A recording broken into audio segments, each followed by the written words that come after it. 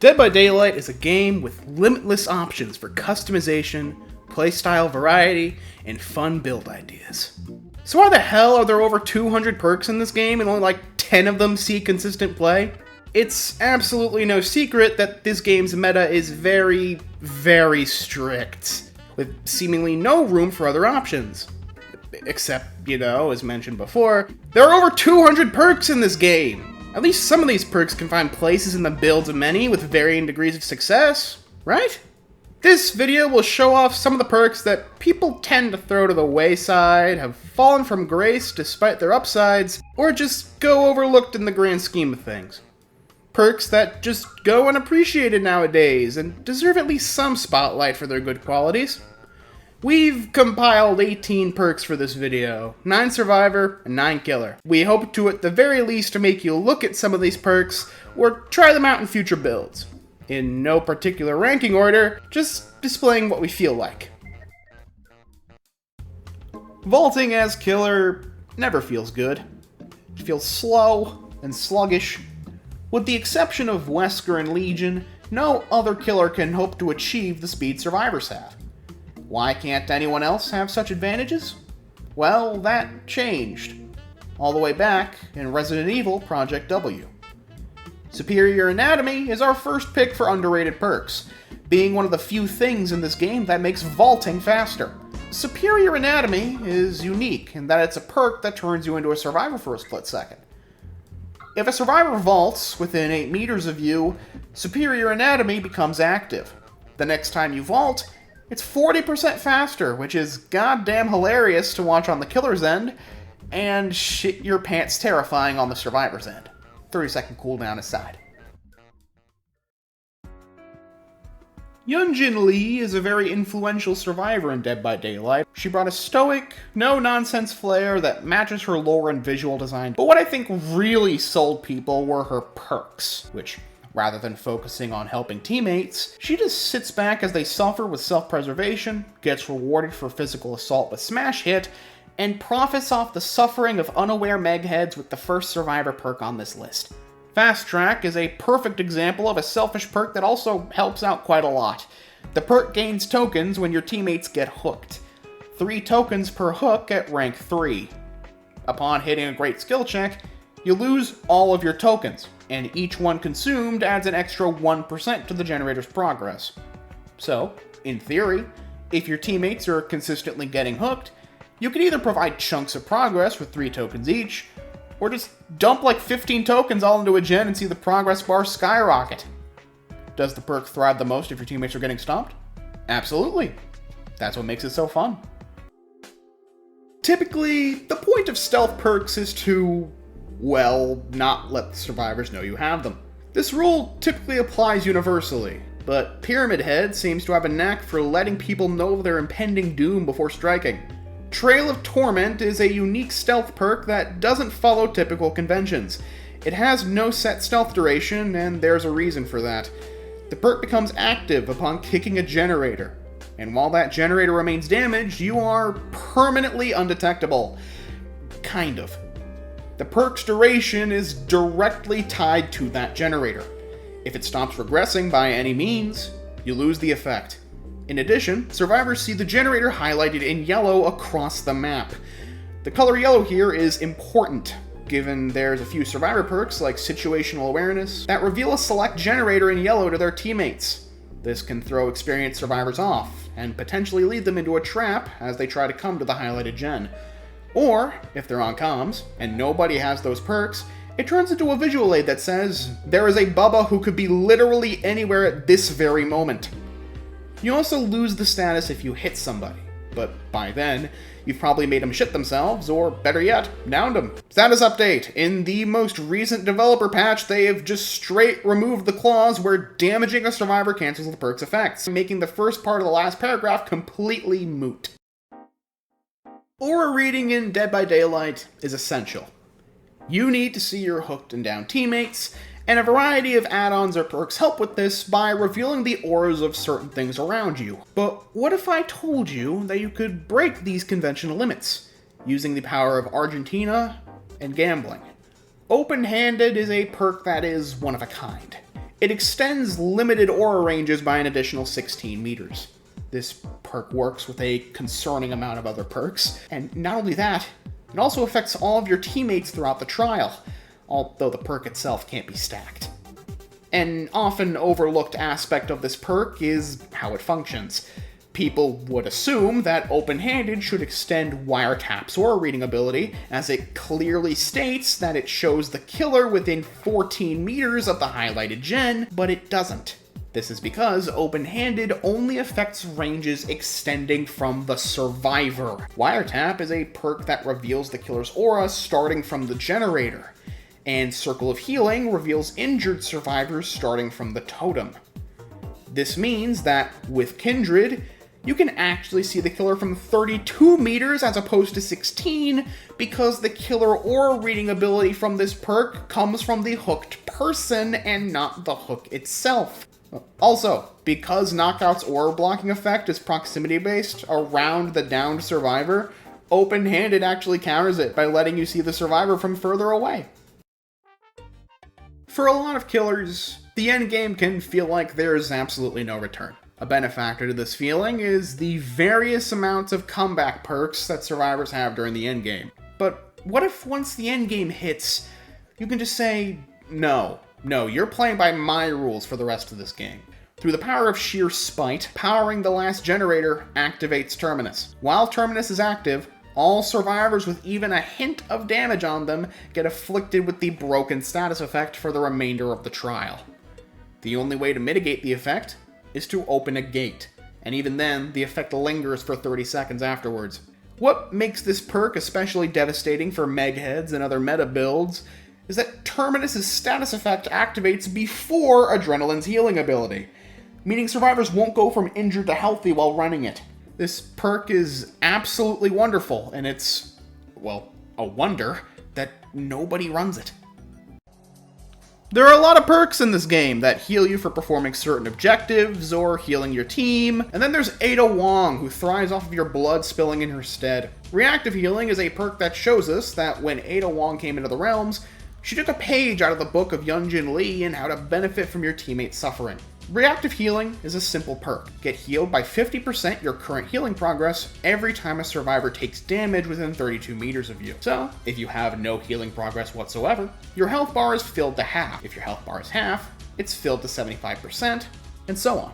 This perk is especially useful if being farmed off hook, as if you get off the hook, and if the rescuer gets hit, you're already healed by half, 75% if the rescuer goes down for you. A medkit is honestly all you'll need for this perk's value. Skill checks are a simple part of Dead by Daylight's gameplay formula, to the point where people don't think about their impact on a match most of the time, despite them demanding focus from the player, unless they want a face full of shrapnel, that is. Hex Huntress's Lullaby is a hex that will make you appreciate skill checks and their lovely warnings.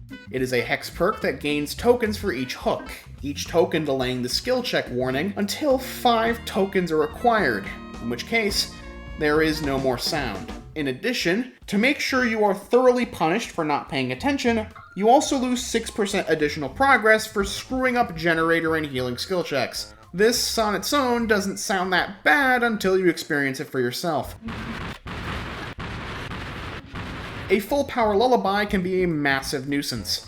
Not to mention stealth killers alone can divide a survivor's attention between the environment around them and the skill checks, making it far more likely for them to screw up. Resetting your team is frustrating.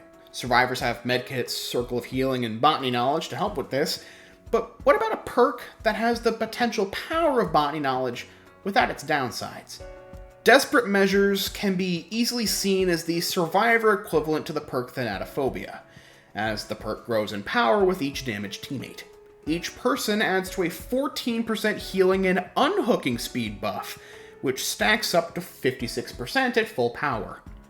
Healing speeds in of itself are useful, no matter how small, but Desperate Measures manages to alter an overlooked speed, unhooking. This perk can cause unhooks so goddamn fast that it even catches a few campers off guard, sometimes screwing up timings and unable to consistently secure a hook grab. That alone gives a lot of value to this perk. A status effect that is often underestimated beyond belief is the blindness status effect, which prevents the ability to see auras through walls. Granted, it can be a bit specific and underwhelming, but people are quick to forget that both sides have aura reading by default.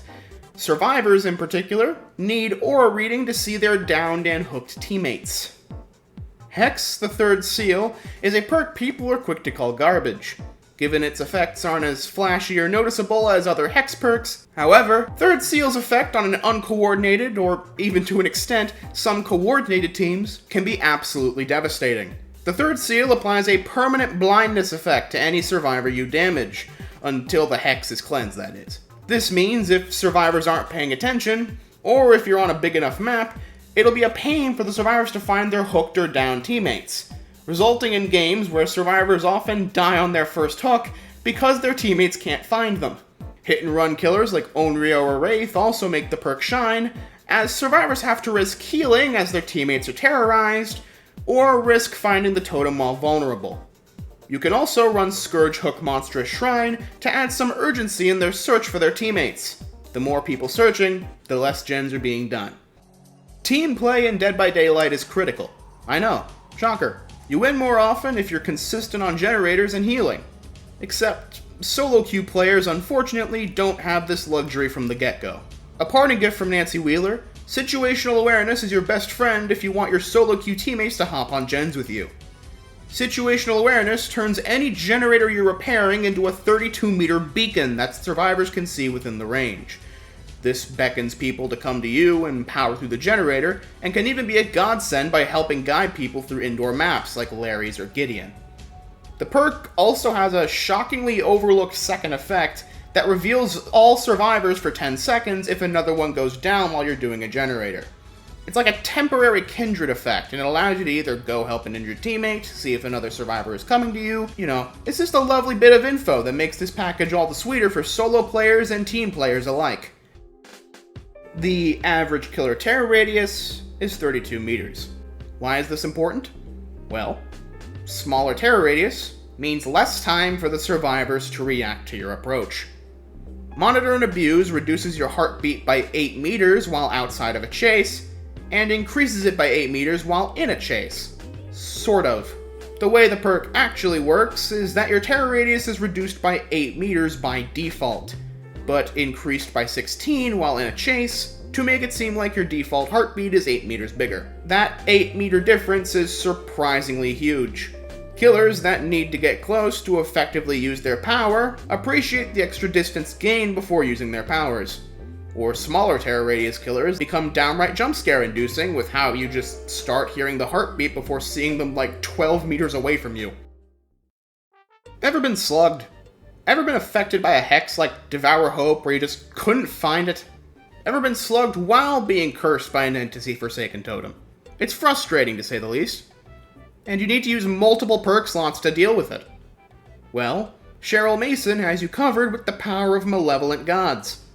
Soul Guard has 2 effects, both of which are dangerous.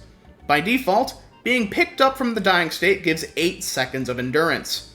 Wonderful combo piece for perks like Unbreakable or Exponential, or a teammate with mate for this, as well as a giant middle finger for the rare killer that just stands over your body. Soul Guard's other effect is to allow the user to repeatedly pick themselves up off the ground as long as they're affected by at least 1 hex.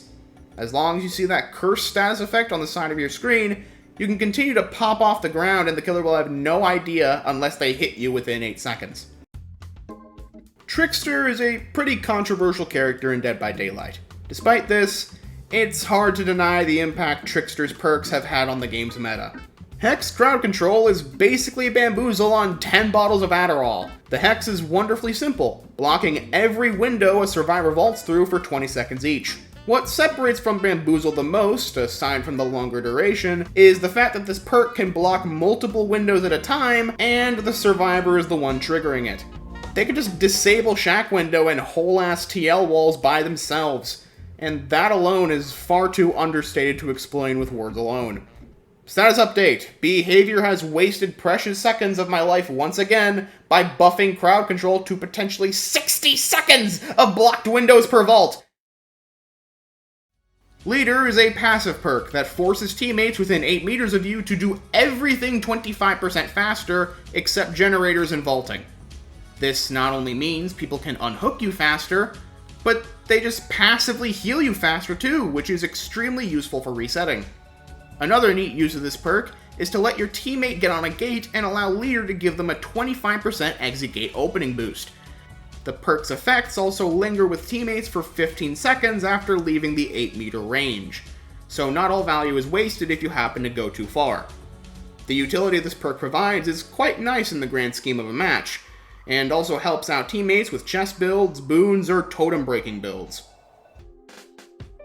Hex perks that do things when destroyed, or at least punish survivors for tampering with totems, aren't exactly new to the game. But let there be known, there is a lesser-known tool crafted by Caleb Quinn to punish pesky survivors. Hex Retribution is a perfect reflection of Deathslinger's vengeful spite. His shit is not to be tampered with. Retribution has two effects. The first one being that survivors suffer from 45 seconds of Oblivious upon breaking or blessing any totem. While this can help get the drop on a poor Michaela trying to set up a circle or something, it isn't the main effect. The real meat of Retribution is shown to you when a hex is destroyed by any means.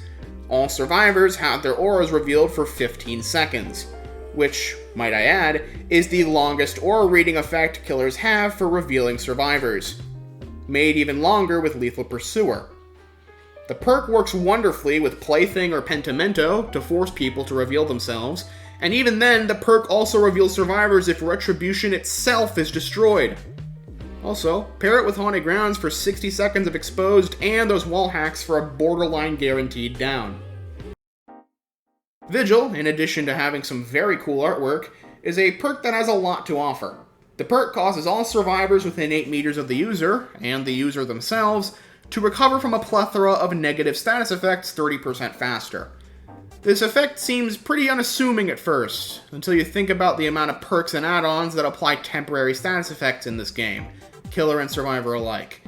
The perk can help alleviate a lot of downsides from perks or add-ons, such as reducing the broken effect after using Deliverance or For the People, weakening the effect of Mindbreaker by a bit, recovering from every single exhaustion perk faster, recovering from all exposed effect perks and add-ons faster, meaning you can throw off killers tracking exposed effects based on the perk icons like Starstruck, Haunted Grounds, or Make Your Choice, reducing the hindered duration of Forced Hesitation, reducing the Oblivious duration, and throwing off the timers of perks like Nemesis, Hysteria, and Deathbound. The possibilities are a lot. Not infinite, nor always relevant, but calm enough to give this perk a chance. Amanda Young is a very tragic figure, both in the Saw franchise and in terms of Dead by Daylight's balancing. If there's any positive, she has Make Your Choice. You know what? No, I'm genuinely confused. Why does nobody use Surveillance? Why? In this meta, where Jolt is everywhere to be seen, nobody is running the perk meant to notify you every time a survivor touches your generators? What? Surveillance is a perk with two effects, the first of which makes the sounds of survivors repairing generators able to be heard from 8 meters further. This has some fringe use cases on stealth killers, or Spirit and Knight who can't see survivors while using their power. The primary reason to use Surveillance is that every single damaged generator is revealed to you in white, but the second that generator starts being repaired, it turns yellow for 16 seconds. This information gathering is comparable to that of Doctor without a static blast cooldown, and nobody runs it. And I have no idea why. It isn't even a niche or a bad perk. It's like Nurse's Calling, where I see nobody using it despite it being a phenomenal perk. Capping off this list is a perk that, in all honesty, has a pretty valid reason for people to be wary of it. The risk coming from it can either make or break a match if you don't know how to use it correctly. But using it properly means effectively screwing up a killer's strategy. Use the powers of the entity against your oppressors with Repressed Alliance. Repressed Alliance allows for a very unique action upon reaching 45 seconds of generator repair time. Pressing the active ability button while nobody is on your generator will render it blocked for the next 30 seconds. Now, The average player would look at this perk as a meme of sorts until they realize what a blocked generator can do for your game. Blocked generators can't be repaired, sure, but they also can't be damaged in any way. If you expect a pain resonance, eruption, or jolt, you can block it preemptively, or block it if you suspect the killer has a gen kicking build so they can't use their perks as effectively. With generator control still being pretty relevant in this game, jolt being meta, and Pop Goes the Weasel seeing a recent buff, I think it's time for people to learn how to properly use Repressed Alliance and let it shine. So, yeah, these are our 18 underrated Dead by Daylight perks. There's admittedly far more perks than these 18 that can be used in builds more casually, and sometimes even competitively to throw people off. Did you disagree? Do you have a perk that you feel is underrated? Let us know down in the comments, and let us know how our video did by liking it or even subscribing to our channel. Thanks for watching. We hope to make more videos in the future, and we hope to see you again. Bye-bye.